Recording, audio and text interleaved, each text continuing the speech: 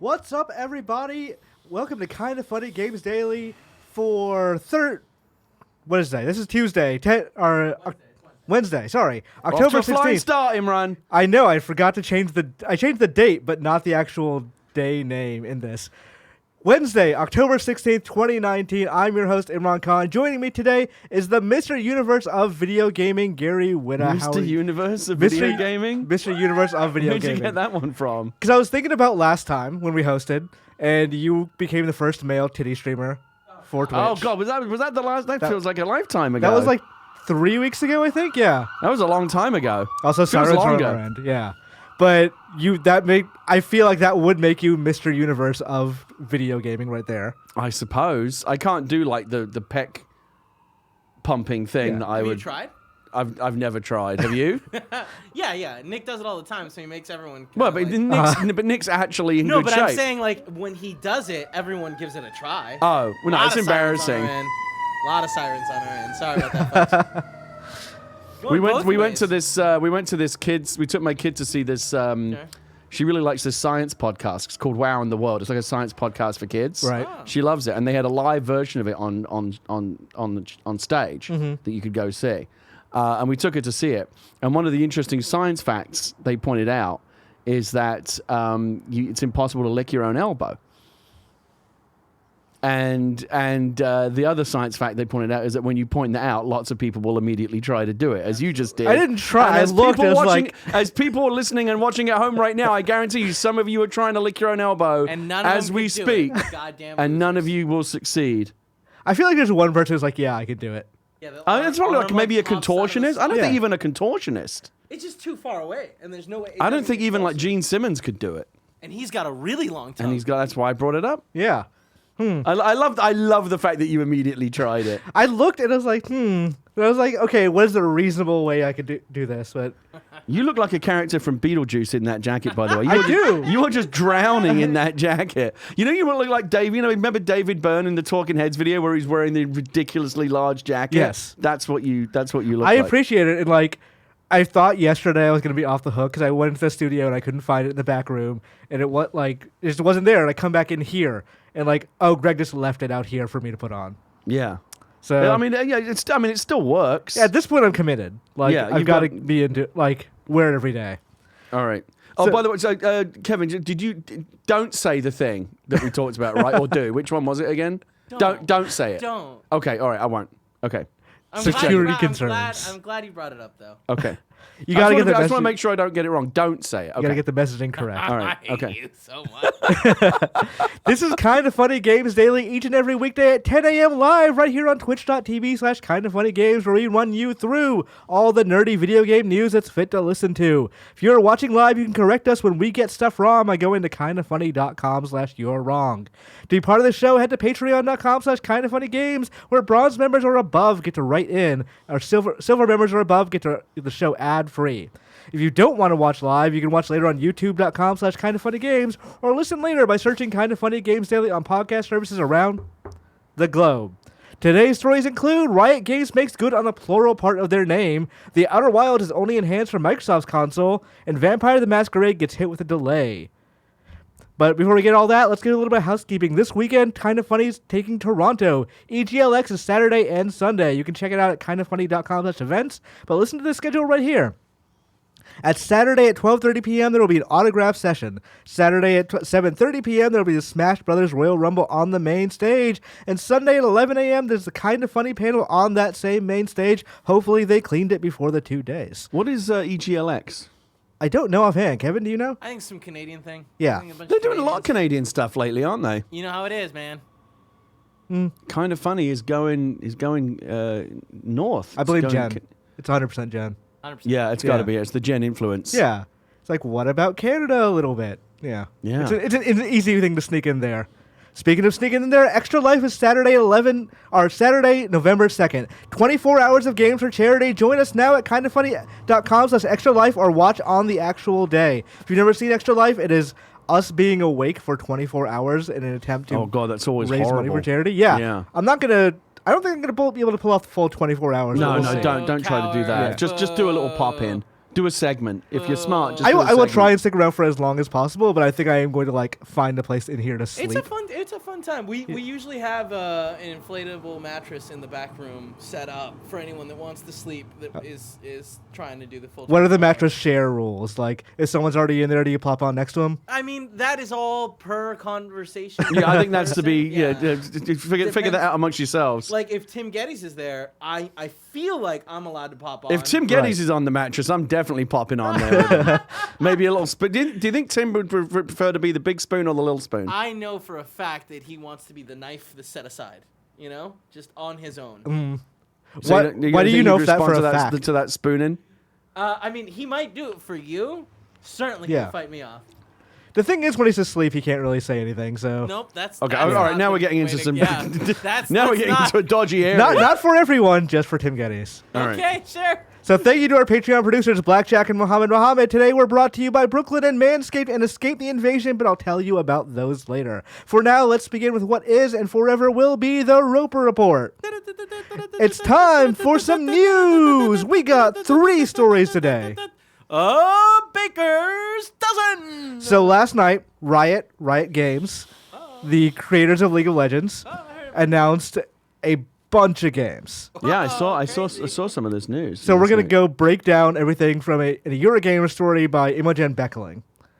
League of Legends just celebrated its 10-year anniversary, and Riot Games took the opportunity to announce a bunch of new games and projects in the pipeline. Did they actually have some kind of event, or did they just blurt this all out online? I believe it was a live stream. Okay. Yeah. All right. So they showed like couple of trailers and stuff like that, and I believe like their executives were on there. But It was like a Nintendo Direct kind of thing for Riot? I think I didn't actually watch it live, so I'm not positive. But Okay. I do believe it was live streamed. You go to kindoffunny.com unless you're wrong to let us know. But I don't think it was just like here's some Twitter posts of various clips.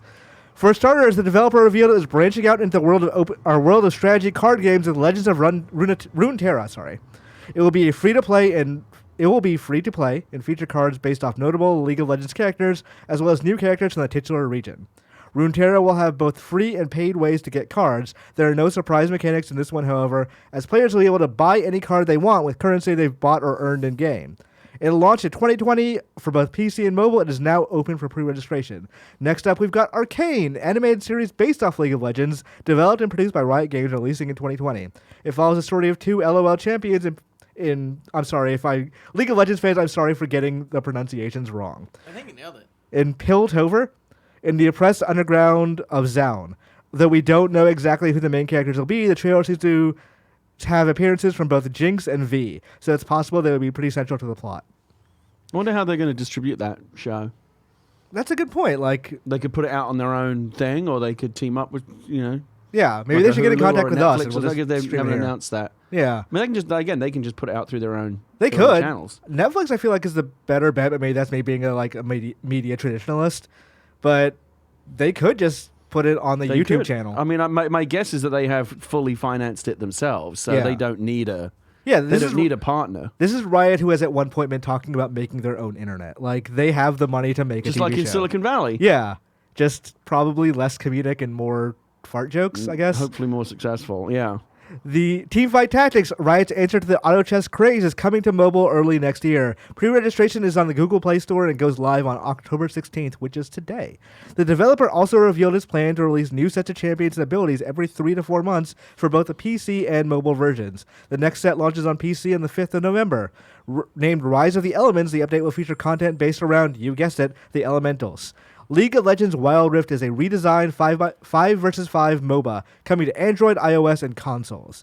It features a lot of the same gameplay as League of Legends on PC, but has been completely rebuilt from the ground up to make a more polished experience for players on other platforms. Wild Rift launches on mobile sometime in 2020, and pre-registration is open now in the Google Play Store for this one too. Now, for some of the more interesting choices are games they announced yesterday. Riot has announced that it will be making its very own competitive shooter, codenamed Project A. It will be a tactical, character-based game set in a near-future Earth. and each character will have unique abilities to help them in combat. That's about all we know so far, but more details will be revealed next year. There's a few other bits and pieces to round up too. Project L, a fighting game set in the League of Legends universe, is in early stages of development. Project F, a very early development project about a potential multiplayer experience involving Runeterra.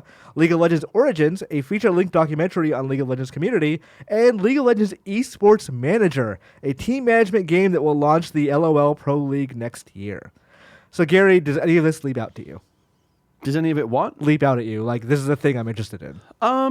No. I mean, me personally, no, because I don't play League of Legends. It's not an area of interest for me. But I mean, maybe the shooter will be good. I mean, you know, I might play that if it's interesting. I mean, this just as in my position here as a commentator, as an analyst, observer, whatever you want to call it.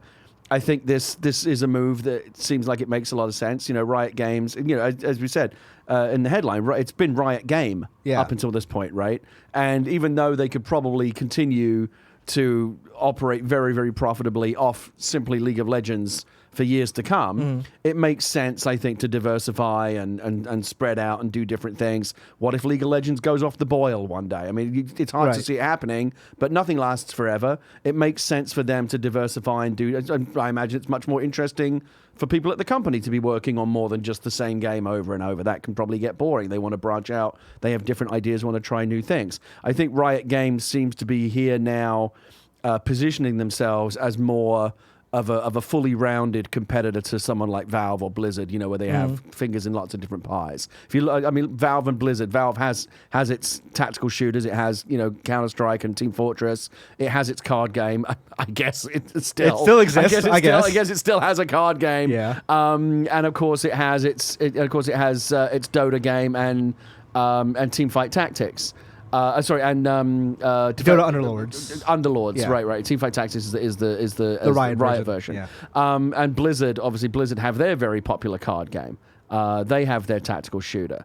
They have their, you know, they have more stuff. Right. And so it makes sense, I think, for Riot to be a company that has more stuff. Yeah, it definitely sounds like they looked at what those companies were doing.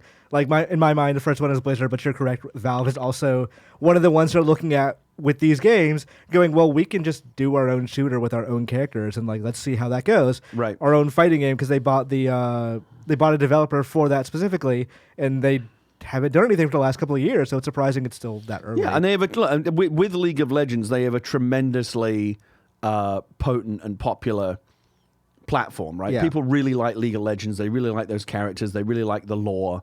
And so it makes sense to break these things out. It's interesting that the shooting game sounds like it's going to be something completely different. That's not a League of Legends shooter. It's talking about League of Legends fighting game and other things. But I like the idea. Again, Valve doesn't have just one universe, right? Yeah. Blizzard doesn't have just one universe. Yeah, They have Overwatch several. is not a Warcraft or Starcraft game. It's Right, Overwatch. Overwatch is its own thing. Yeah. And so I think it makes sense for Riot to diversify, not just in terms of the genres of games that they're developing, but the worlds that they're developing. They're not putting all their chips in one stack. Again, even though League of Legends is a very stable stack of chips and it's going to continue to make money for a long time to come, Yeah. diversify, spread out, try different things. They've got more money than God. Try, use it, spend it to do some new stuff. And so I think this is good. I will say, one of the things that, as I was learning about looking at these game reveals and like, these look super cool, that fighting game looks interesting, of the brief clip we got of it, the thing that kind of stuck in my mind is all this stuff is going on with Blizzard right now. Yeah. Riot's also kind of doing the same thing. They haven't rescinded prizes or anything like that. They just told their players, we're not going to tolerate if anyone does this. Yeah, they made kind of a mealy-mouthed word salad statement about let's keep it focused on the game, right? Yeah.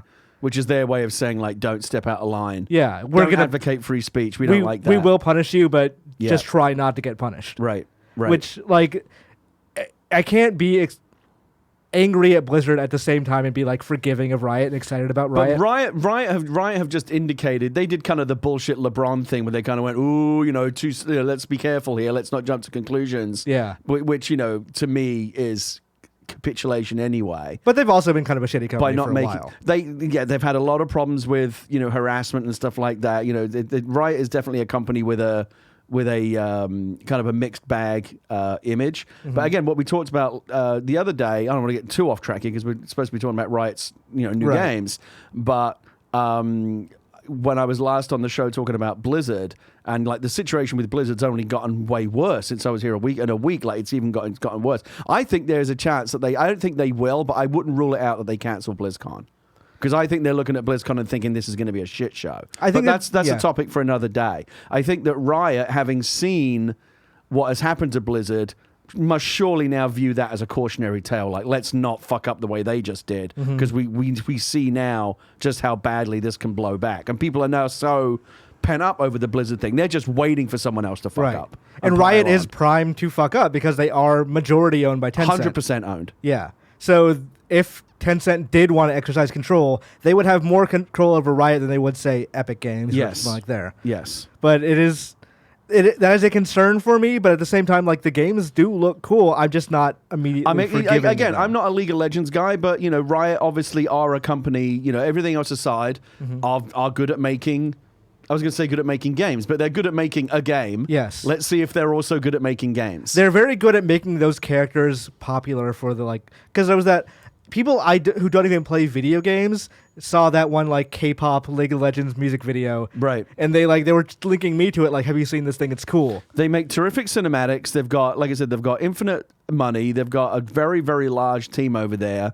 Again, I think from a business perspective, it makes total sense. And from a creative perspective, it makes total sense to kind of spread their wings a little bit and try different things. They've got the resources. Like I said, it's probably, I imagine after a while it gets a bit boring just being a one-game company. Makes sense to try new things. And so I like I said, the fighting game is probably not going to be for me. The shooter might be. I mean, I don't play it anymore, but I liked Overwatch for a while. Team Fortress is one of my all-time favorite games. So let's see what they do. Speaking of the shooter, BJ Bernardo wrote in to ask, hey, y'all, what can Riot Games do differently to separate Project A from the very crowded first-person online shooter scene? If you've played LOL, what unique mechanics could they bring over? Thanks, BJ. Well, so let's just establish, again, it's not an LOL-based shooter. It's a different universe. Well, it's not right now. Who knows what the future could bring? Like, they could make it a LOL-based shooter. It doesn't appear. It seems to be something. It seems to be kind of set more like contemporary Earthbound kind of thing. It struck me more Counter-Strike-like than anything else. But yeah. I don't know. Do you think that they would need to do something radically different to carve out a bit of that space? I mean, or could they just do their version of what everyone else does? Here's another class-based shooter like Apex, like Overwatch, like Team Fortress 2. I think that's a good way to get attention for a month, but I think if you're trying to do something long-term, you need to at least have something compelling, a compelling hook there. There's just so much competition in that space. It's a very crowded space. Like, they have the money to push it into people's lives. Like, it's a question of, like, what could that hook be? And it's an impossible question to answer, because if I knew that, I would be working for Riot and doing the game design for them. Right. But I do think there are things with the first-person shooter genre, with the competitive genre, with the Counter-Strike likes and the Overwatch likes and all that have not been tapped quite yet.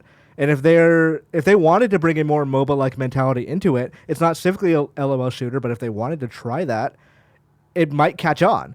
Like, if you told me a year and a half before Fortnite came out, before PUBG, all that Battle Royale is going to be the next big thing, the first Battle Royale will catch on, the second Battle Royale, which is a cartoony thing split off from something else, would take the world by storm, then I would be like, no, that's insane. That would never happen. Like, people like their Call of Duties way too much.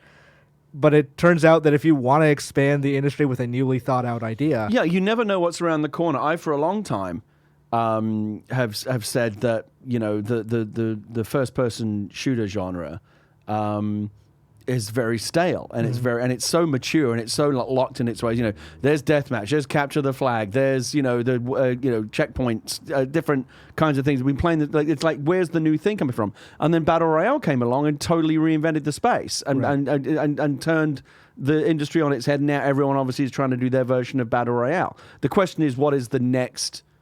I don't think Riot is going to be satisfied saying, well, here's our entry into the Battle Royale space. I think they want to come up with whatever the next Battle Royale is going to be, like the next big, and now we're going to turn the industry on its head again. Whether they think that's necessary, or whether they think they can just rest on that and say, hey, the hook is it's the Riot version of the game. Like, you love Riot, right? That would kind of suck. Yeah, that would be kind of lazy, I think. But you never know. Yeah, maybe they do have something like...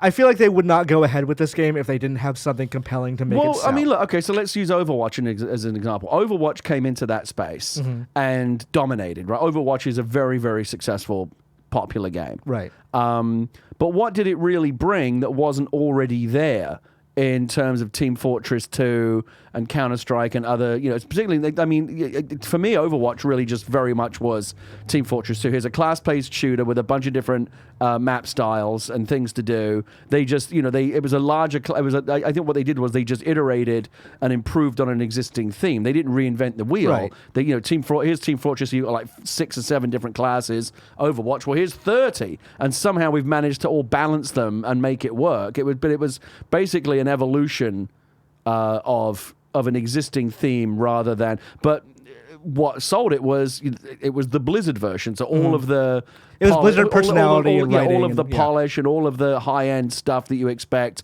Top quality game design, top quality production values, top quality support on the back end, and the esports infrastructure was there. Like they really went all out to make it Blizzardy, and that was enough. I would argue that one of Overwatch's best virtues is that it was so much more accessible for like the average player. If you're not someone who's big into first-person shooters, you could go in with a character and like it would show you their 3 things, right? And then you could just aim the cursor over them and hit mouse 1 or whatever, and that gave you an instant leap into that game, and you were able to figure things out very quickly from then on.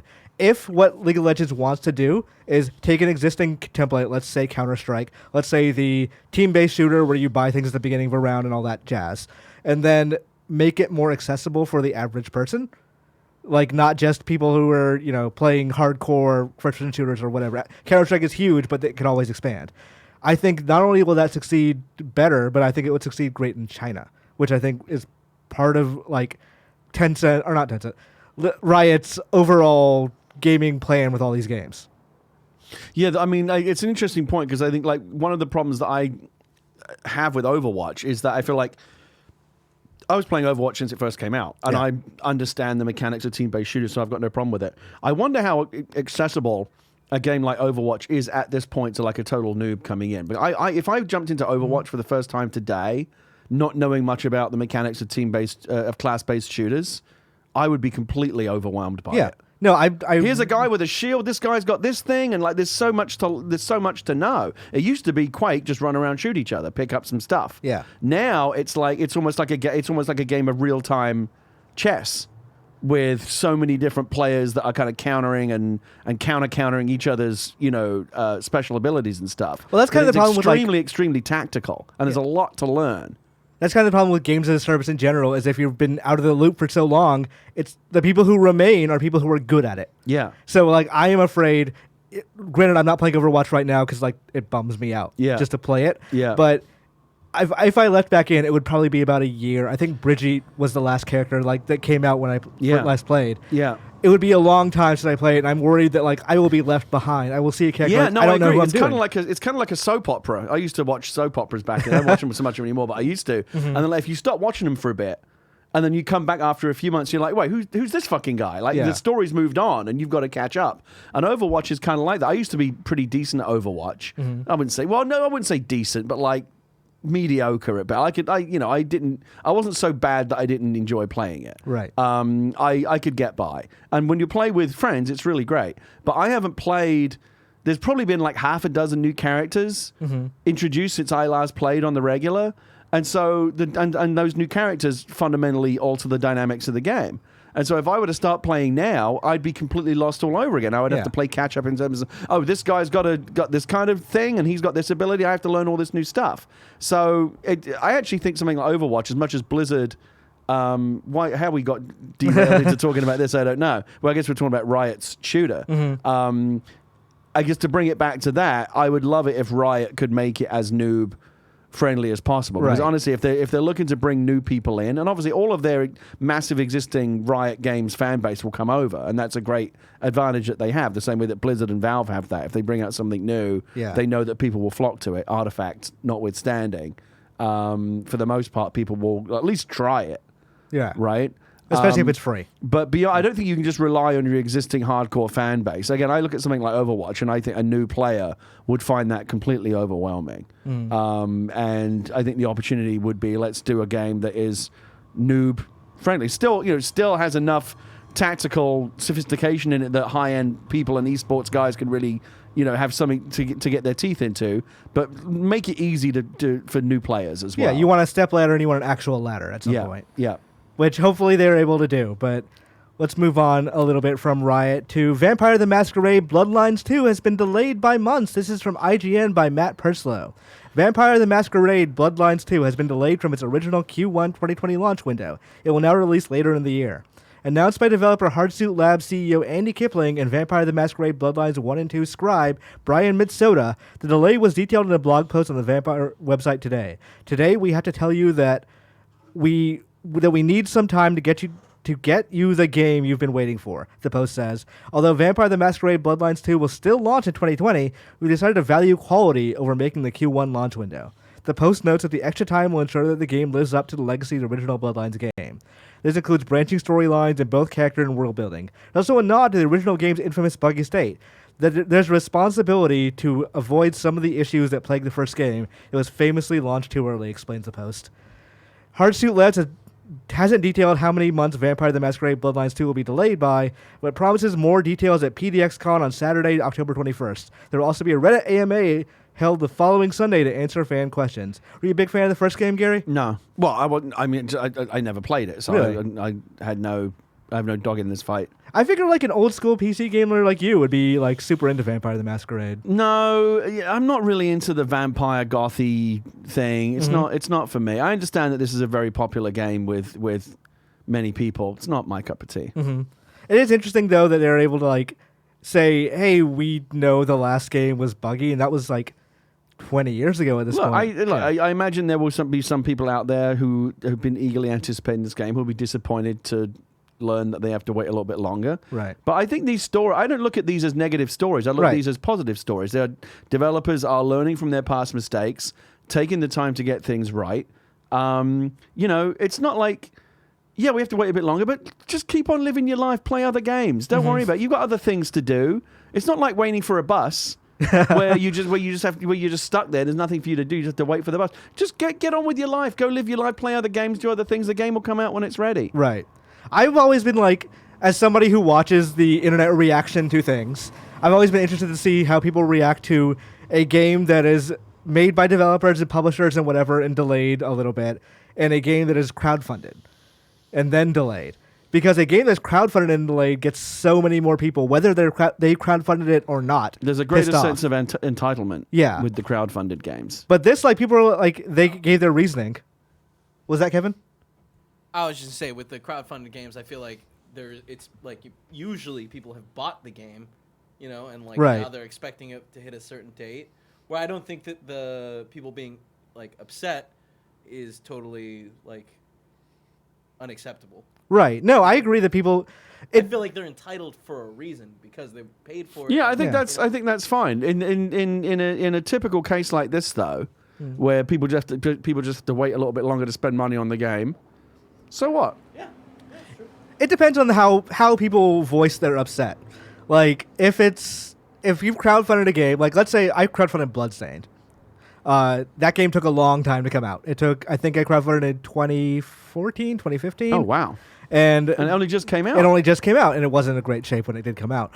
But like people, every time that game got delayed, I looked at the comments for it, and it was people being like, "How dare you? Like, there's no way a 2D game takes this long to come out." It's a lot of people misunderstanding how game development works, but when it's an easier thing to say this sort of thing of like, we want to make sure the game is better. We don't want to give you shit.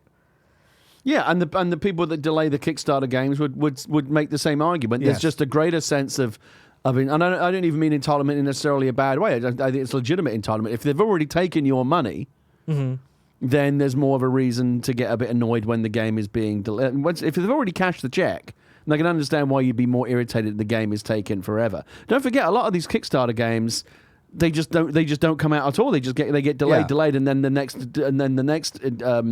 update is, oh, sorry, it's cancelled. Maybe you'll get your money back, maybe you won't.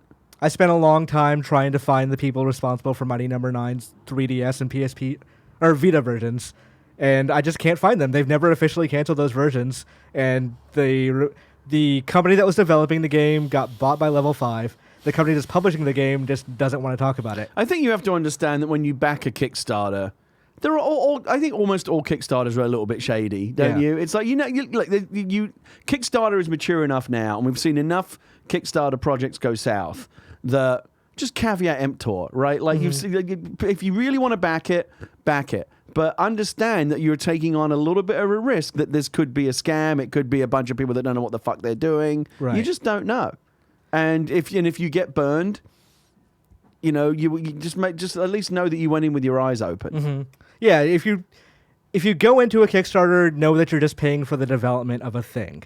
You're not necessarily paying for the end result of the product, which is shitty, but that's kind of the way it works. Anyway, moving on. The Outer Worlds will only be enhanced for Xbox One X, not PS4 Pro. GameSpot by Jordan Ramee, as writing the story. Publisher Private Division has announced that developer Obsidian Entertainment's upcoming game, The Outer Worlds, will only be enhanced on Xbox One X. It's a surprising move given that most games available on X1 X and PS4 Pro are enhanced on both consoles. In a statement to Windows Central, a Private Division spokesperson said that The Outer Worlds will only support 4K resolution on Xbox One, no enhancements for PS4 Pro. That means you will be able to play The Outer Worlds in 4K on Xbox One X and PC, with the PS4 Pro capping at 1080p. Though neither Private Division nor Obsidian Entertainment added why PS4 Pro wouldn't support The Outer Worlds in 4K when Xbox One X will, it's worth noting that Microsoft acquired Obsidian back in 2018. That's not to say Microsoft's relationship with Obsidian is the sole reason this is happening. Again, there's been no announced official reasoning, but it's good context to have when viewing the situation. So do you have either of the enhanced consoles? I have both. Okay. So you have your choice of like where to get this. Do you think PS4 Pro owners could be reasonably pissed about this? There's a couple of things I'm not entirely clear about. It says that at 4K on Xbox One X and PC, I get that. Mm-hmm. PS4 Pro capping at 1080p. Right. Does regular PS4 also cap at 1080p? Yeah, there's no difference. There's no difference between the PS4 versions. and the PS4 Pro version. Right. I always get the Xbox when they're enhanced. I always get the Xbox One X version because, as I've said before on the show, it's one area where the Xbox is clearly superior to the PS4. Right. The Xbox One X version is almost always noticeably better than the PS4 Pro version. Mm-hmm. The PS4 Pro enhancements to me are shitty. Like Borderlands 3 on PS4 Pro is virtually unplayable in 4K resolution mode. Unplayable. You have to play in the frame rate mode. Right. You'll notice that most games on PS4 Pro will give you the option: do you want to favor resolution or frame rate?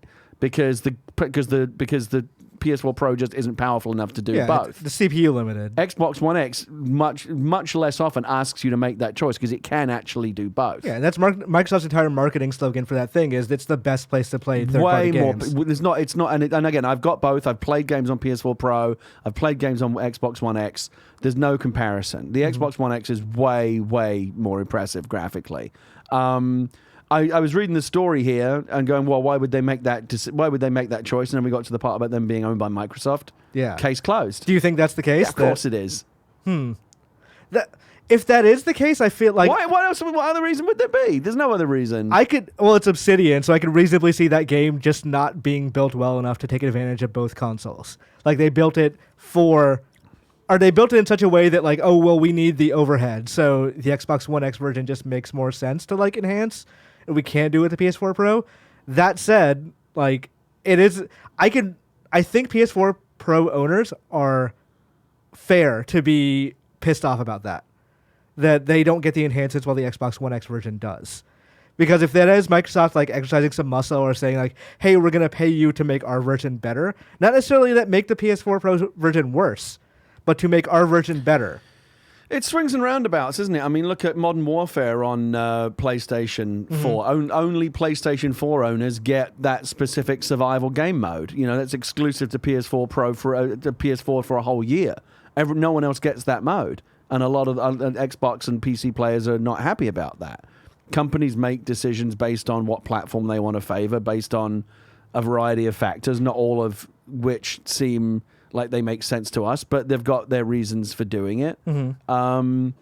Again, for me, if you said to me, if there was a game coming out on Xbox and it's not enhanced for Xbox One X, I'd be disappointed because I know the Xbox One X version would be much better. If it's not enhanced for PS4 Pro, I'd kind of shrug because I know that the PS4 Pro version wasn't going to be that much better to begin with. The PS4 Pro is fucking weak compared to the Xbox One X. Those PS4 Pro enhanced versions, when I see Xbox One X enhanced, I go, ooh, nice, it's going to look sweet.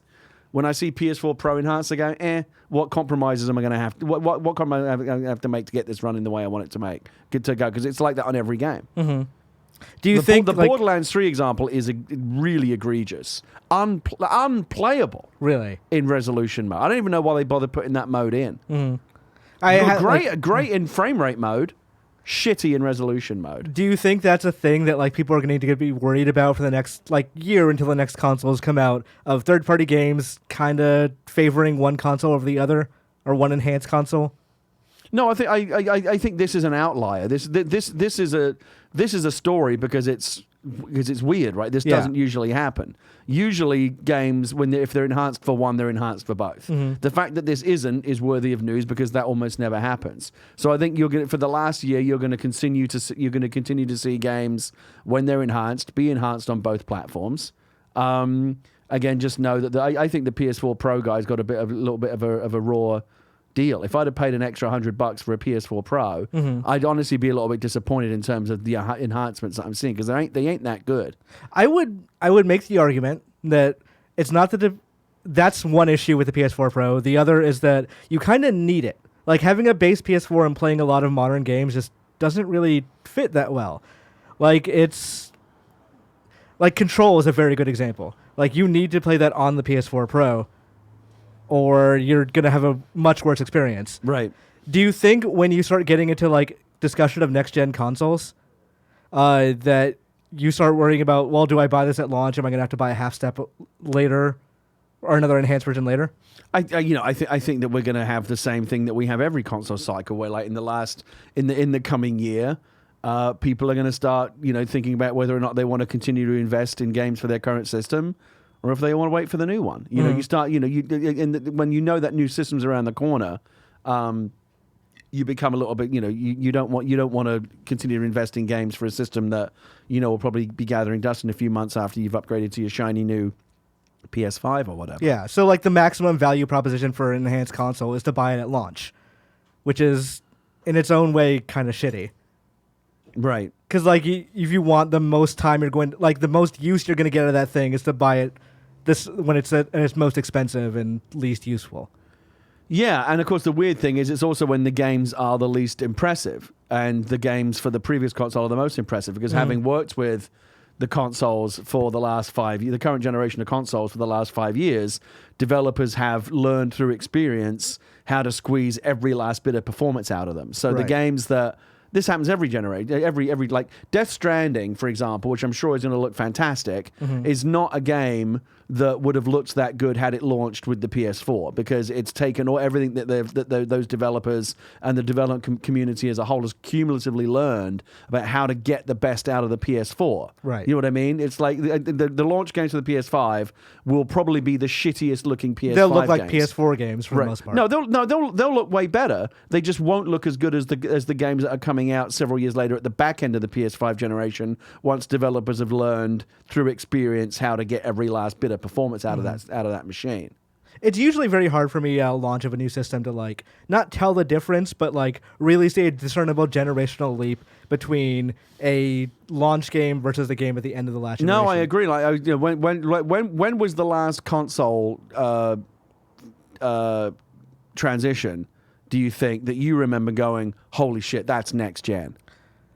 Like that is so clearly the next generation from what we just had. I think MGS2 to MGS3 to MGS4 was the one that was like, oh man, and even MGS1 to MGS2. You talking Metal Gear Solid, but that was on the same. But that wasn't was that on the same platform? 1 to 2 were different generations, and right. 3 to 4 were different generations. Okay. So like 3 to 4, because I played so much of 3 that when they showed actual in-game graphics, not like the first reveal trailer, but the actual like in-game thing, I was like, holy shit, this looks amazing. But when you start seeing like, there were some PS3 launch games that were just awful looking. Like you remember back when the 360 was first showing their initial Perfect Dark footage, and they showed Wall Guy, the guy standing against the wall, and it looked like a PS2 game at the time, just a higher resolution. Do you think when the PlayStation 5 and Xbox Scarlet come out and we see the first real footage of these games running, will we be like Sam Neill in Jurassic Park going, or will we be like, yeah, that's definitely a bit better than what we had? Like, which one do you think it's going to be? Is it going to be evolution or revolution? I think at the reveal they're going to show they're going to put their best foot forward and show like this is the newest shit we've got. Right. It's like, look at how much better this looks than the PS4. And granted, the PS4 and Xbox One, we launched those consoles at a very weird time in terms of like CPU technology. Right. So they were very limited by their processors. So this one should be a bit better that way. But I would assume, were I Sony, I would show that thing in February and say, here's the next Spider-Man and here's how much better it looks. But the games that are going to come out next holiday, I don't think they're going to look that much more amazing. And again, not to belabor the point, but the problem is, I think, why sometimes they don't look like night and day different is you're comparing the back end of, say, PlayStation 4, where developers have learned every nook and cranny of that machine, and those games are as good as they're ever. There's nothing more to be squeezed out of those systems performance-wise. They've learned every trick. Compared to PlayStation 5, which is a more powerful machine, but developers are just now getting to grips with it, and haven't yet learned how to like fully maximize its potential. And I think that's why. I think it's often unfair to compare the end of one generation with the beginning of another. Right. If you compare, I think if you actually took the time to say, okay, what did the games at the end of the PlayStation 3 generation look like compared to the games at the end of the PlayStation 4 generation? That to me would be a more fair comparison. Yeah, and also there's other reasons like the final dev kits aren't in developer hands for a long time, so launch games are typically built on the previous generation and then like scaled up. And they all have to hit. And don't forget, those launch games all have to hit a hard date. Those games can't afford to slip. Yeah, they have to ship when the system ships. So there's all kinds of reasons why launch games, honestly, aren't. They're often, even though they're the ones that have to sell the systems. Ironically, they're the ones that aren't that great. Like how many? It's funny. Think about like what were the great like Xbox One didn't launch with any really great games. Like what was the last? Remember fucking Rise, like the Roman thing and all that shit. That nobody really cared about that stuff. Yeah. Breath of the Wild, but that's a weird example. Xbox 360 launch lineup was terrible. Perfect Dark Zero and all of that shit. Fucking Knack. Come on. I didn't play either Perfect Dark game until Rare Replay, and I played Perfect Dark on that thing, and I was like, I loved it. This game is fucking amazing. I can't believe I missed this game. Nintendo aside, and I'm going to put this one in for you're wrong, and I ask you to tell me you're right. Nintendo aside, because they always have bangers at launch. Not including Nintendo, what was the last game that launched with a console that was an absolute banger? I'm going to put it out there. Xbox on the original, Halo on the original Xbox. Halo is the big one I can think of. I reviewed Halo for the launch issue of the official Xbox magazine. They flew me up to Bungie and I sat in a room and played it and I reviewed that game. And that was the last time that I remember going, yeah, this is the next gen. I'm fucking blown away by this game. I don't know if that's happened since. The PS2 had an amazing first year, but I don't remember anything at launch. PS3 had a weak lineup. It had a weak ass lineup. Yeah, 360 had a weak lineup. Yeah, it had Xbox good One had a year. weak lineup. Yeah, PS4 Killzone, was that a launch game? Come on, if you're saying Killzone, you know your argument is bad. True, but like Resistance, come on, none of these games were bangers. Which Resistance was Fall that? of Man or whatever, the alien shooter thing. Yeah, wasn't that a Resistance PS3 launch title? I don't think it was maybe I'm wrong. Again, people can I think it was. You're wrong is going to be off the hook this week. But yeah, honestly, they have enough stuff in the chambers for PS5 that I'm optimistic about a launch. Like they've been talking pretty openly that Guerrilla Games is working on something, which is pretty obviously Horizon 2. Just remember that historically consoles don't launch with great games. Yeah, well, I mean, there's reasons for that too. Like we just discussed the dev kit issue, but also that is the most expensive a console will ever be for the smallest install base. Like the developers have had the least time with it. Yeah, let's assume that PS5 sells 5 million day one. Yeah, that's only 5 million people that can buy your new game. Right. So you want to expand that out because all 5 million people are not going to buy it. On the one hand, you get a lot of exposure because you get caught up in all of the console launch hype. Yeah. And Sony will go to bat or Microsoft will go to bat highlighting your game. But you're right; it's the smallest install base they'll ever be. Like that's why they often will launch. There'll be a PS4 and a PS5 version. They'll try. Let's make sure that we get all of the mature user base of the previous generation. Don't forget, PS4 is going to be around for a long time. Remember how long PS2 was around for? It was a long really long time. PS3 was a good. What was it 2006, I think 2013? I think weren't they still releasing PS2 games like toward the end of the PS3 generation? Yeah, or even into PS4. I want to say there were FIFA games as recently as like 3 FIFA years and ago. Man, like those type of games. That's another. When was the last? I don't want to ask. You're wrong. This is a good one. When was what was the most recent PS2 game that was released? I would love to officially, but not like homebrew or something, but like a real. I bet it was like FIFA 17 or something like that. I bet it was as recently as 2017, 2016. Yeah, those would make sense. Because people are still playing those games. They still have those consoles. Not everyone is a fucking high rolling 1% early adopter like you and me, Imran. I was thinking about it today of already I've got these Best Buy gift cards. I'll just use them for the new consoles. Yeah, that is a long way away, but if I wanted to know what is coming to the mom and grop shops today... Oh, I felt that one. Where would I look? Oh, that one gave me a stitch, Kevin. That's a good one. I've got a stitch in my side.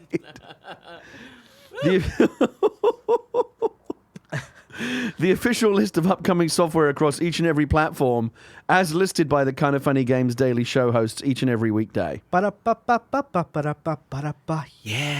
It's good. Out today is Chernobylite on PC, Little Town Hero on Switch. I've seen some divisive stuff about that game. What do you think Chernobylite is? I'm gonna guess. Is it like Chernobyl? Can you look that up, Kevin? On it. I would guess it's a Chernobyl. Because I saw a trailer the other day for a Chernobyl nuclear reactor meltdown simulator that was terrifying, but it looked really interesting. It might be that game, yeah. I think this is something different, but I'd like to know what this is. On it. Yeah, Little Town Hero's out on Switch. I had two friends. One told me, wow, this game... They both complained about the same boss fight that lasted them both 45 minutes. What is Little Town Hero? It's Game Freak's new RPG. Okay. So it's not like a full-scale, Pokemon-style thing. All right, we're going to look at Chernobylite real quick. It's on PC, 1080p, 60 frames a second.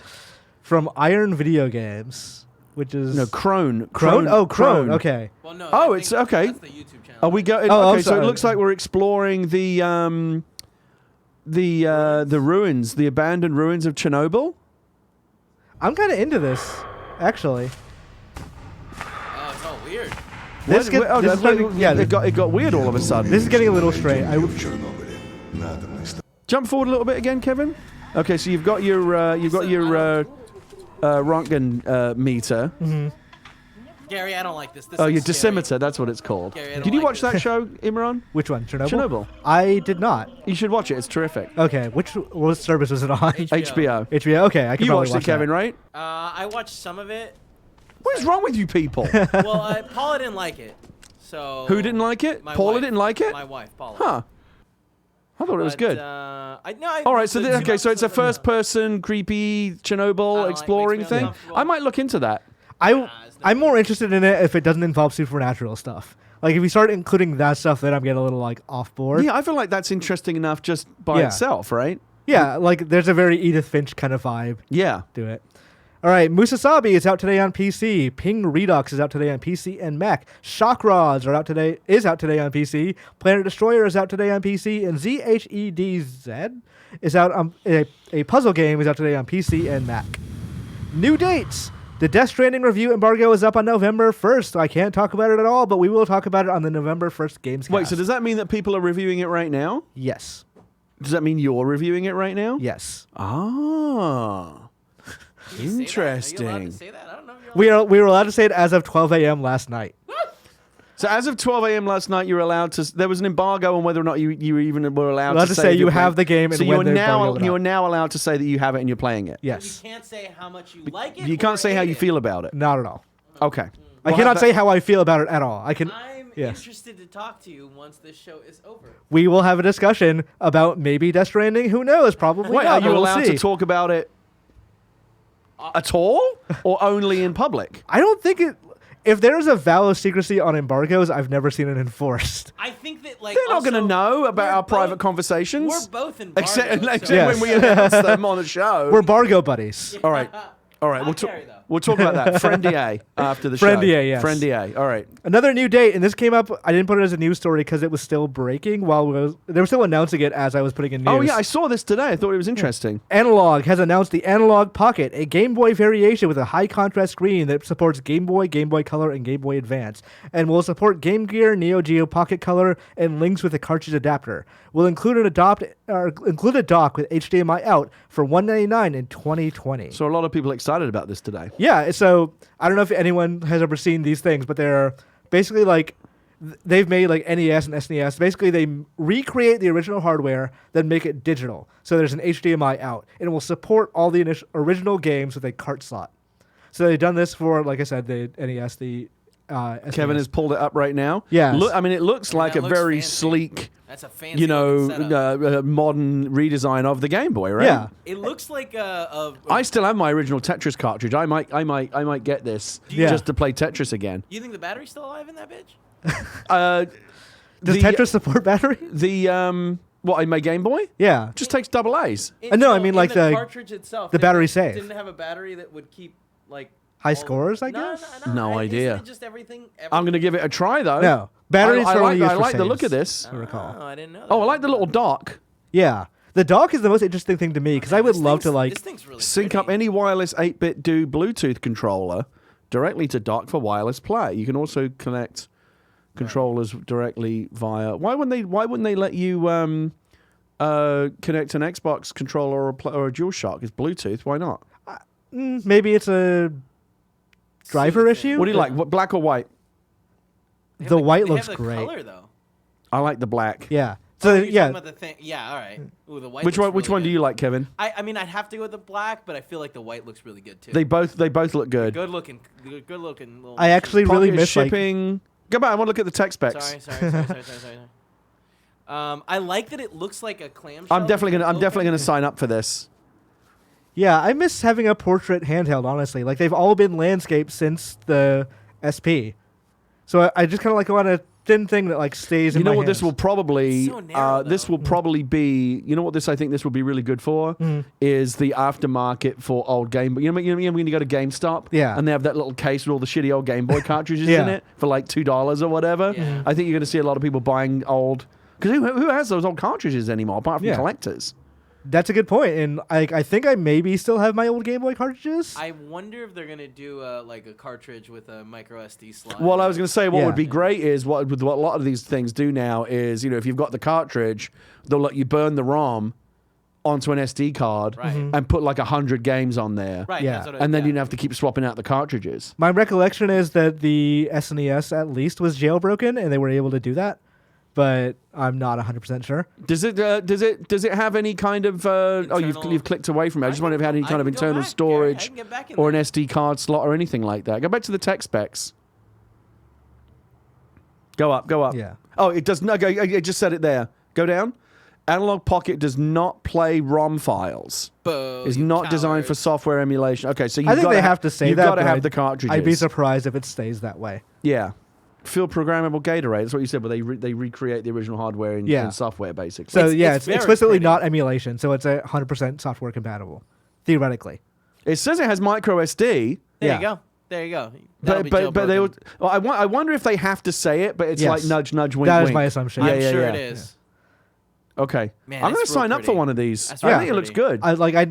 I bought the Super Nintendo one, but I'm really interested in this one too. What are does that the one look like? what are the must-have games that you would want to get for that? For a Game Boy, Yeah, given it also plays color and advanced games. for if it plays color like advanced games, Castlevania is the like Dawn of Sorrow, not Dawn of Sorrow, Aria of Sorrow was the first one on my list. Yeah, I would also really want Pokemon Kid Dracula, which is just it's a nostalgic game for me.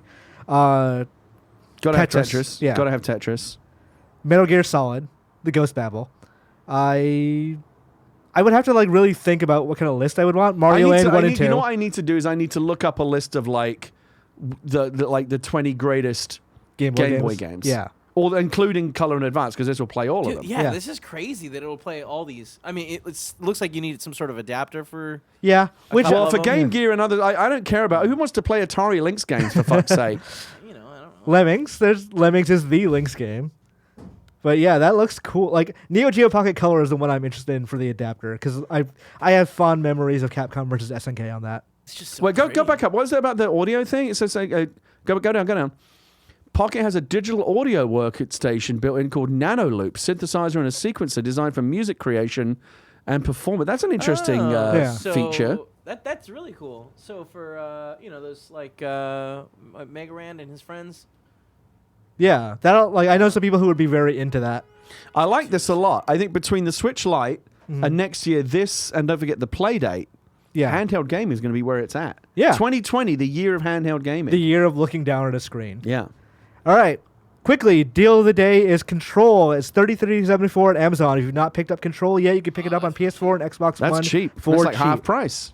We have reader mail, but we will get to it in a second. First, I want to talk to you a little bit about Brooklinen. You spend 1/3 of your life in sheets. Don't you want them to be insanely comfortable? So when you sleep, sleep well. On hotel quality sheets that don't cost an arm and a leg. Brooklinen sheets are named the winner of the Best of Online Bedding category by Good Housekeeping. They have raving reviews of Business Insider, Apartment Therapy, and Men's Health. They have 35,000 5-star reviews, more than any other online bedding company, and 500,000 happy sleepers and counting. These are luxury bed sheets, towels, and bedding without the luxury markup that you would get from other companies that mark them up as much as 300%. Brooklinen was the first DTC bedding company, meaning they work directly with manufacturers and then directly with consumers. No middleman, just a great product and service. Sheets don't just feel great, but they look great too. Mix and match over 20 colors and patterns. Greg's Brooklinen sheets are the most comfortable sheets he's ever slept on. Their towels have turned Tim's bathroom into a spa. Kind of Funny couldn't recommend them more. For friends, family, or treating yourself to the upgrade you deserve, Brooklinen.com is giving an exclusive offer just for our listeners. Get 10% off and free shipping when you use the promo code GAMES at Brooklinen.com. Brooklinen is so confident in their product and all their sheets, covers, and towels that they come with a lifetime warranty. The only way to get 10% off and free shipping is to use promo code GAMES at Brooklinen.com. That's BROOKLINEN.com. Promo code GAMES. Brooklinen, these are the best sheets ever. Now, we also want to thank Manscaped, supporting the Kind of Funny Games daily show. They are the #1 in men's below-the-belt grooming. Manscaped offers precision-engineered tools for your family jewels. Halloween is right around the corner, and you don't want to spook someone with your scary bush. You might be Chewbacca, Bigfoot, or a hairy bear, but it's what's under the costume that really matters. Greg and Tim are using Manscaped, and they looked at each other yesterday in the office and were like, looking good, man. Don't be that hairy guy.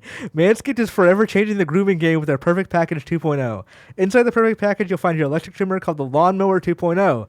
This waterproof and skin-safe technology will protect you from nicking your pumpkins. You can also create less mess by trimming in the shower. And of course, let's not forget about the Crop Preserver, an anti-chafing ball deodorant and moisturizer. You already put deodorant on your armpits, while you're not putting a deodorant on the smelliest part of your body. The Perfect Package 2.0 also includes anti-chafing performance boxer briefs that keep your package cool and smelling fresh all day. For on-the-go freshness, you'll love the Crop Reviver Ball Toner Spray. It's time to get clean and mean with the Perfect Package 2.0. Get 20% off plus free shipping with the code GAMES at manscaped.com. Stay sexy this Halloween. Your balls will thank you. Get 20% off and free shipping with the code GAMES at manscaped.com. That's 20% off free shipping at manscaped.com and use code GAMES. And finally, escape the invasion. Ever wonder what you'd do if you found yourself in the middle of a post-apocalyptic world that's been ravished by a deadly virus inflicted by aliens? Looking for a unique date or game night that gets you off your devices and truly interacting with each other? You've got to check out this game called Escape the Invasion. It's all about immersive experiences, and they just announced the launch of their new post-apocalyptic themed subscription box. From the makers of Hunt a Killer, the popular true crime mystery subscription game, comes Escape the Invasion, the sci-fi game where you are a survivor on a rapidly dying Earth after an alien invasion. You find refuge in a government bunker. But is it safer than the outside world? Can you trust your fellow survivors? You think you're safe now that you found refuge, but there's a council that creates and controls every aspect of life in the bunker. What will you choose, freedom or safety? With Escape the Invasion, you will receive a box of clues, physical items, and evidence each month. It's up to you to piece it all together, solve the mystery, and save humanity. Not everything is as it seems in this challenging game where you must decide who to trust. Your decision will determine the fate of the story, the bunker, and maybe even humanity itself. It's been called an escape room delivered to your door where Fallout meets Alien. Escape the Invasion is a great way to get off your phones and connecting with friends. Or if you prefer a solo adventure, you can interact with the online community to swap theories and help each other out.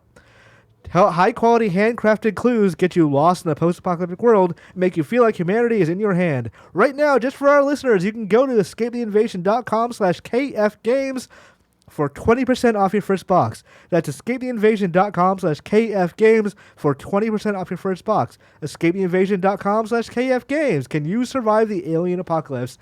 That is a lot of words. Can you do your scrote with that manscaper? I'd assume Because so. that's always the trickiest area, isn't it? That's what it's for. Yeah. It can do that? Oh, yeah. Yeah. I'd assume that's the whole I point. might have to ask Greg if he can hook me It's up with a interesting. free one. Because Like, I would give it a try. I've looked at it. What is it called? The actual shaving. Yeah. Yeah. thing, and it's instead of having two blades, it's got one blade and then a plastic arm or like blade that moves. So that's the part that if it nicks you, it doesn't cut you. Yeah, because your balls are all like saggy and Uh-huh. it's Yep. one thing shaving your face where there's like bone Sure. structure there to Right, keep right. it There's wrinkles solid. there. But when it's just a big jiggly jangly bag of balls, Yeah. how do you do that? Is it that's what this is designed to do? Can we All make right. the title for this big jiggly bag of balls? Bago balls. Like, not what we're talking about. Just Kind of Funny Games Daily. Big gig. I can't even say it now. jiggly jangly bag Maybe of you balls. shouldn't, you know? Maybe not. Anybody want bacon? This, by the way, has this been made into KFAF content yet? And if not, why not? No. I think Nick and Andy should shave each other's Oh my gonads. God. I mean, Extra Life is soon. Pixelate it. I mean, you can make it legit. Can you do on-the-fly censorship? Can work on Can it. you On can you the could fly you do what? live Censorship. pixelation? Yeah. I'm sure I can figure it out. Yeah. Just like we'll hold up a sign. I mean, somebody will hold up a sign, not me. I don't want to be anywhere near this. But yeah. Questions. We got Trent from VA. At what point will we have enough different forums for Kanto Pokemon? So Gary, they introduced last time we talked about Pokemon a little bit.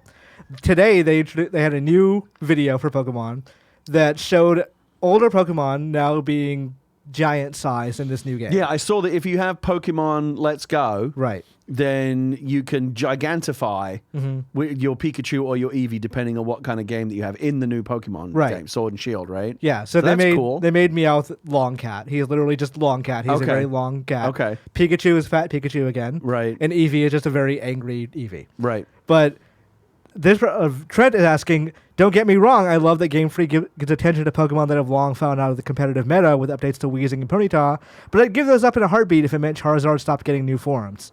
The Kanto fatigue seems to keep growing in the Pokemon fandom, but Game Freak keeps chugging. At what point is it more than enough?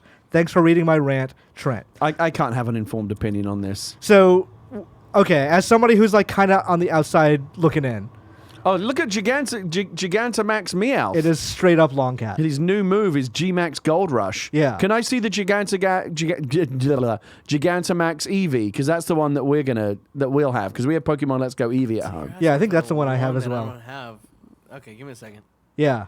Look It's on the right there. left. It's right there. Top left. There it Third is. from the top. I imagine it's this That, one. that looks like the That's- least Yeah, it's that impressive thing. one, though. It's got just a beard. Like Pikachu and Meowth look like kaiju versions of themselves. Like Eevee looks like straight up Super Saiyan Eevee. Charizard looks cool. It's got some kind of like red energy going around his ear. Yeah. I don't know. Yeah. This is like what is it? I can't remember what it's called, but like, is it Kamehameha? No. Ultra Instinct? No. Before that, it was before he went Super Saiyan. It was times 20 or something like Kaioken. that. Kaioken times 20. Yes. You know where he had like a little red glow? Yeah, that like it is Kaioken Eevee, I think is the accepted name. It is the canon name. But yeah, I as an outsider looking in, do you prefer when a game series gets like they go back to their more traditional roots, or do you want them to constantly keep like making new things instead? I don't know. It's a tough one with Pokemon, isn't it? Because Pokemon has got a long Yeah. history, and I think sometimes it's nice when when you've got a very deep lore and a very long history, and players that have been with you for all that time and remember like the OG Pokemons. It's kind of nice to go back into history and kind of resurrect things. And no, you haven't seen this in a long time. It's back. That's kind of cool. But you can do new stuff too. You know, why not do a little bit of both? Is Gigantamax? Is that a thing? Is that a Pokemon? They do a new thing? thing every generation like this of like, okay, well now we just have like we brought old Pokemon and gave them new forms. So this is the new thing for this game is that they make them larger. And they take a more like kaiju like form, but yeah. Right. Okay. Dumb. My kid's gonna love it. You got to start buying Gigantamax giant plushes too. Yeah. They're only gonna be slightly bigger, you know. Yeah. Squad up. Lucas from is playing on the Xbox One under the tag Qawhi Gon Jinn, like Qui-Gon Jinn, but it's Qawhi. Oh.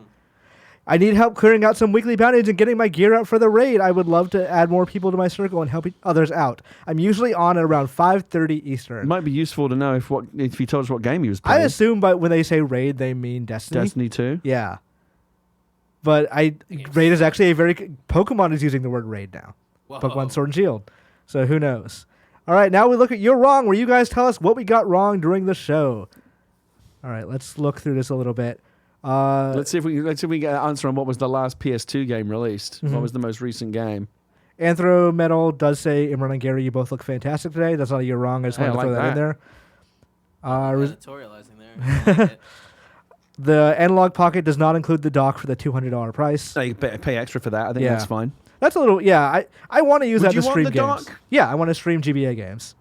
Okay. Yeah, for So- streaming it will yes. definitely be good. Yeah. Because like I've been trying to figure out a solution for like how do I do that with like the GameCube and like When I go home, I'm gonna sign up for that thing. I like the idea. I like the idea of that gadget. yeah.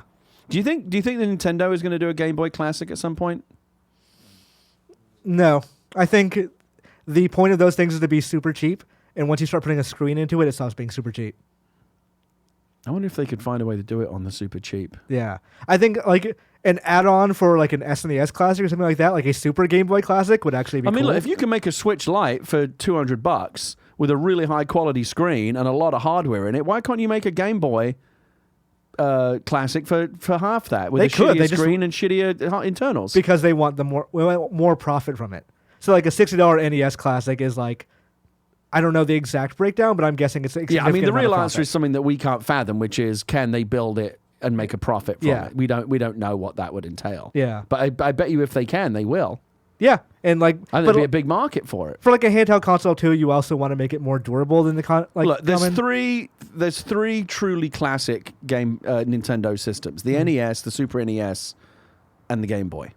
Would you agree? Truly classic, yes. If we're saying top tier Nintendo systems, Mm-hmm. S tier, it's those three. I wouldn't put anything else up there. Would you? In terms of formative, GameCube was up there for me, but in terms of like objectively, you're probably right. Yo, Imran, I'm with you. Yeah. GameCube, like the Wind Waker and all that, like I remember staying home from school to play that. Yeah, but it's not. Objectively, it's not God tier. Objectively, it does not have as many like good or amazing games as the other consoles. I Right. don't know, guys. Minority Report on GameCube was pretty good. That is true. Where would you place the Switch, honestly? Switch right now, it's hard to say because it's too. It's still it's too new. current, yeah. But I actually think that it could end up on that S tier with the other three. Absolutely. I've had friends like industry analysts say like they think it's up there with the SNES in terms of Nintendo consoles. Oh yeah. I mean, so here's how so here's what I would do. S tier currently. NES, SNES, Game Boy. Just a And then regular- when you the say Game Boy, do you include the whole Game Boy? No, you'd family? include Game Boy or do you Color. separate them out? No, Okay, you Game gotta Boy You gotta Advance. separate them out, right? Do you? Yeah, because like eventually the Game Boy Color games would they always? Well, let's play do on- it. Okay, so let's do it. Top tier, NES, SNES, original classic Game Boy. Is there anything else you would put in there? DS. No. Yes, absolutely. DS had some of the best games of that generation. I mean, the DS library is insane. Yes. Insane. Original DS, Yeah. not 3DS or anything. Yeah, original DS. You'd put DS on that same tier? Yes. All right, I'm open to that.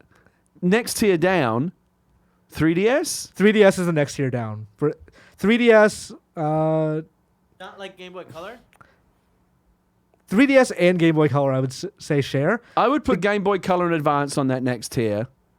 Because like when I think of Game Boy Color, I think of Pokemon Crystal, Metal Gear Solid, and Link's Awakening. And I'm trying to struggle to think of other amazing games for that, like that subset. Like Kevin, can you think of any? No. It's those three, right?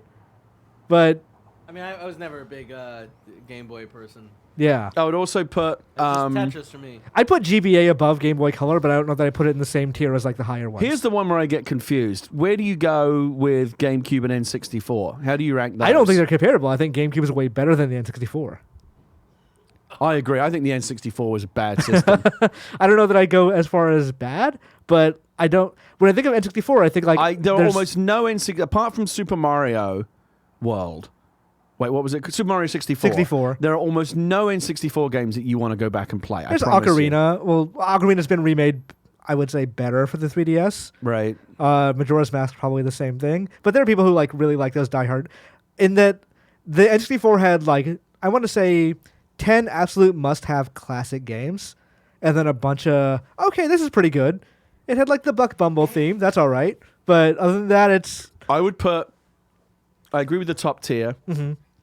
I agree with the second tier, 3DS and the other Game Boys. Yeah. Next, I would go GameCube. And I think that kind of sits by itself. Is there anything else you would put on the same tier as the GameCube? Because I don't think N64 belongs on the same tier. If we're excluding Switch for right now, yeah, I would. Switch, I feel like, is just waiting in the wings. Yeah. Honestly, if I had to put Switch it is somewhere gonna right be now, top I'd put it tier. top tier. Yeah. Yeah. If I had to put it somewhere right now, I'd put it top tier. It brought Nintendo back. Oh, big time. You know what I mean? Like the Big Wii time. and Wii U are such. It will go down in history Okay. as one of the best systems they've ever made. There's no question. I agree with I that. actually 100% forgot about the Wii, but I would put Wii and Because we're waiting to put that at the bottom. Honestly, I would put Wii next to GameCube. Hold on a minute. Hold on. We're not talking about the console concepts. Chat is, I guarantee you right now, Kevin, chat is going fucking nuts. We're talking about Anytime the you start library. ranking things. We're talking about the library, and the Wii had a bunch of very good games. What did? The Wii. The Wii had shovelware. The Wii had a lot of shovel. We're not talking about ratio. If we're talking about ratio, then we put the NES The down Wii there did have too. good games. The Wii did have what I still personally say is the best Mario game ever made, Super Mario Galaxy. 1 or 2. I prefer one, but they're both up there. Yeah. I can agree with Super, yeah. Super Mario Galaxy is still my personal favorite Mario game ever made. Yeah. And it's on the Wii. I think people don't give the Wii enough credit. But what because else? Okay, what are the other great games on the Wii? I really like Skyward Sword. I know it's one of the least liked Zeldas. I really like that game. It's what has my favorite Silent Hill, Shattered Memories.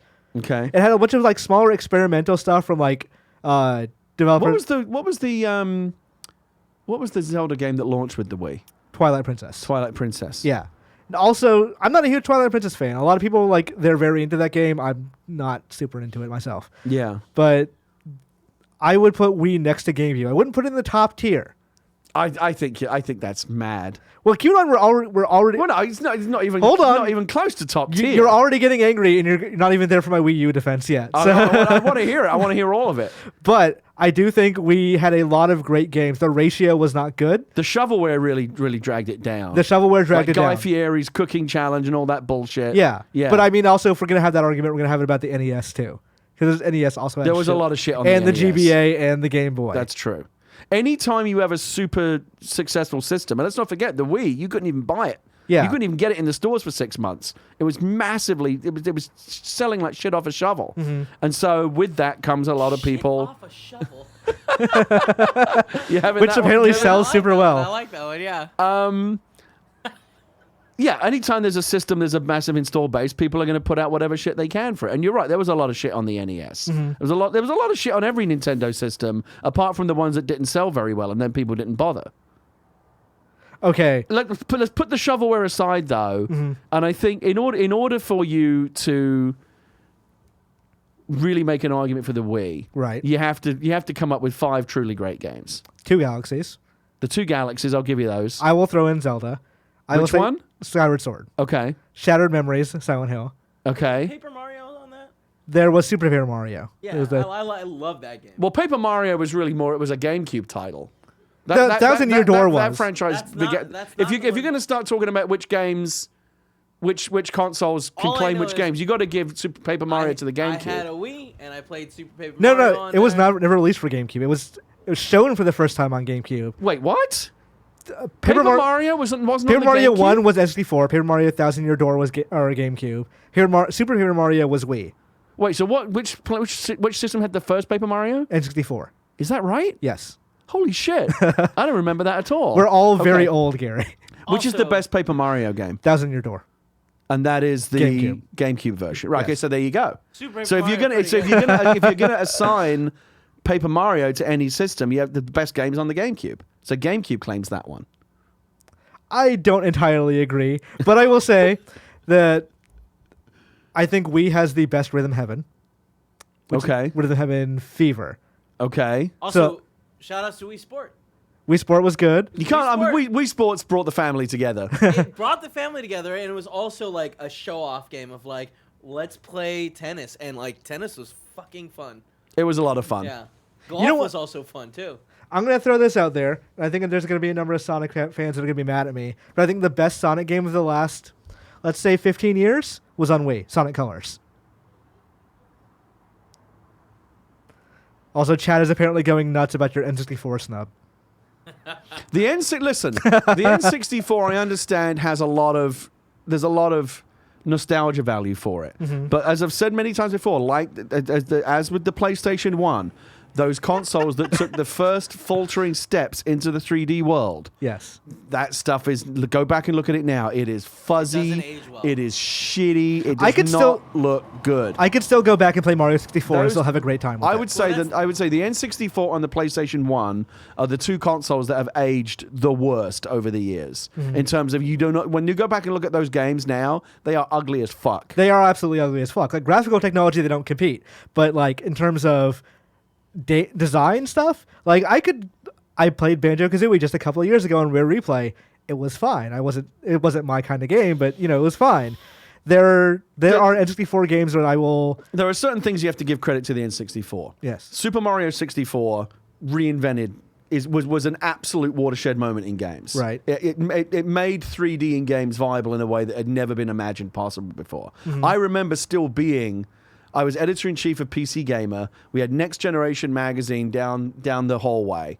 And we would go into, and I could hear the people from Next Generation going, "Holy shit, what the fuck?" And I was like, "What's going on?" I went and they were playing Super Mario 64 for the first time, and they had never seen anything like it. It's crazy. And it was one. I remember looking at it going, "Holy shit, this is amazing!" Yeah. Like we had never seen it. Now we take it for granted. But Super Mario 64 was the progenitor. Yes. And we got a lot of shitty clones. We had Bubsy 3D and all the bad shit that came out after it. But Super Mario 64 showed what was possible. I mean, almost every 3D game today has Mario 64 to owe to, like, what they are today. I'll also give a shout out to the N64 controller. I know a lot of people don't like it, but I love the N64 controller. You don't Yeah, I mean do. that. No. Yeah, No I do. way. I do. You're joking. No, I liked it. On that note, Hold Gary on, we're Whitta. not done yet. We're not done yet, but I think someone else has to record a show after this. Are we getting pushed out? Yeah. We will do next time. You and I host together. Can we agree that Wii is on the bottom tier though? No, I'd say What do you think? like Virtual Boy is bottom tier. Well, yeah, I mean, okay, that's trash tier, but like, where do you put the Wii U? I would put Wii U alongside N64 in that it had a number of very good games, but it was overall a crappy system. Right. Okay. I And you would think put it- Wii above the Wii U. Yes. All right. Like, So you would put Wii U on the bottom tier, but with N64, but I mean at the same time, I'd also like there were good games on there like Splatoon, like Mario 3D World, like Tokyo Mirage Sessions. Those were fine games. It just the Wii U had one good game every 3 months. That's the problem.